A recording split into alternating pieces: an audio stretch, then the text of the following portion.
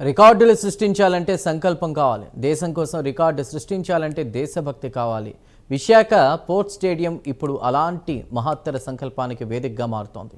స్వాతంత్ర దినోత్సవాన్ని పురస్కరించుకుని 45,000కు పైగా జాతీయ పతాకాలతో గిన్నిస్ వరల్డ్ రికార్డు సాధించాలనే లక్ష్యంతో మనోవికాస్ మహిళలు, వైజాగ్ వాలంటీర్స్ సంయుక్తంగా ఒక విశిష్ట కార్యక్రమాన్ని చేపట్టారు. ఈ కార్యక్రమంలో మహిళలు, యువత, క్యాన్సర్ సర్వైవర్స్, సమాజంలోని వివిధ రంగాల వ్యక్తులు పాల్గొంటూ దేశభక్తికి కొత్త నిర్వచనం చెప్తున్నారు. ఈ మహత్తర యజ్ఞం వెనుకున్న సంకల్పం ఏంటి?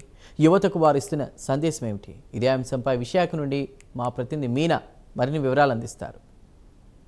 స్వాతంత్ర దినోత్సవాన్ని పురస్కరించుకొని ఈరోజు విశాఖ పోర్ట్ స్టేడియంలోని మహిళలు వినూత్న రీతిలోని స్వాతంత్ర అంటే దేశభక్తిని చాటుతూ కూడా ఒక వినూత్నమైన ప్రయత్నం అయితే చేశారు. అయితే అదేంటంటే 45,000కు పైగా ప్లాస్టిక్ను కూడా యూజ్ చేయకుండా, ఇతరత్ర హానికరమైన పదార్థాలను యూజ్ చేయకుండా కూడా పూలిని యూజ్ చేస్తూ 45,000కు పైగా త్రివర్ణ పథకాలని ఇక్కడ సందేశంగా ఏర్పాటు చేసి దేశభక్తిని వారిపైన మొత్తం దేశభక్తిని చాటి చెప్పే విధంగా ఇక్కడ వినూత్న ప్రయత్నం అయితే చేశారు.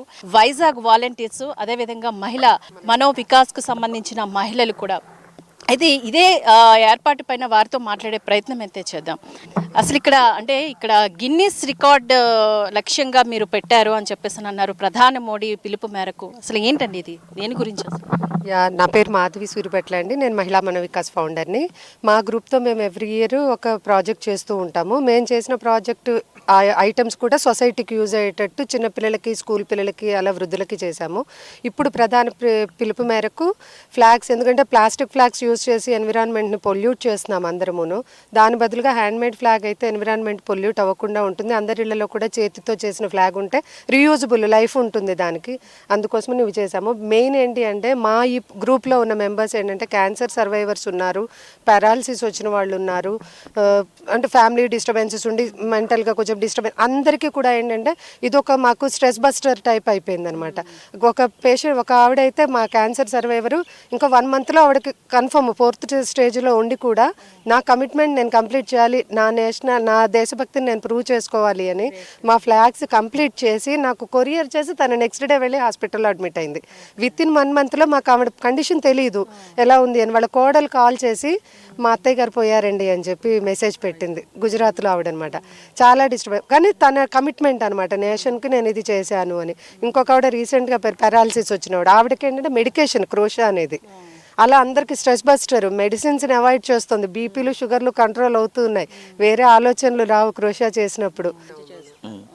సో లాస్ట్ 1.5 year నుంచి వాళ్ళు ఫ్లాగ్స్ని తయారు చేయడం జరిగింది. అంటే చెప్తున్నాం కదా, ఒక ప్లానింగ్ అంతా గ్రౌండ్ లెవెల్లో ఎగ్జిక్యూట్ చేయడం ఇవంతా కూడా చాలా కాంప్లికేటెడ్.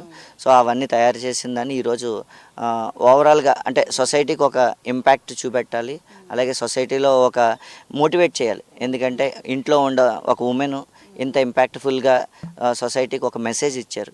సో ఆ మెసేజ్ ఇవ్వడంతో పాటు వాళ్ళకి ఒక కన్సిస్టెంట్గా వాళ్ళకి ఒక మోటివేషన్ అనమాట. అంటే నేను కూడా ఒక రికార్డు హోల్డరు, నేను కూడా ఒక సొసైటీకి ఇంపాక్ట్ క్రియేట్ చేయగలను.